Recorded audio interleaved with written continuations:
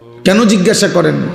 আমি জীবনে একবার বলছি না, অনেকবার অনেক মাহফিলে বলছি, আমার জীবনে আমি একবার শুধু একটা 4টা ফুলওয়ালা রঙিন 4টা ফুল টুপিটার মধ্যে সাদা একটা টুপিতে শুধু 4টা ফুল রঙিন আমি একবার জীবনে পড়ছিলাম। আমার আব্বা এই দেখছে আমারে, আমার আব্বা বলছে আমি জীবনে কোনোদিন সাদা টুপি ছাড়া ফুত অন্য কোনো টুপি পড়ি নাই, তুই বাপ পড়ো না। খুলে ফেলছি, আর কোনোদিন পড়ি নাই। রঙিন টুপি হারাম না, বোঝেন নাই আমার কথা, এটা হারাম বলি নাই। রঙিন টুপি পড়া নিষেধ নয়, কিন্তু আমার বাবা বলছে যে বাবা আমি কোনোদিন পড়ি নাই। আমার বাবা তার বাবাকে কোনোদিন দেখে নাই, তো এই জন্য বাবা নজর রাখছে।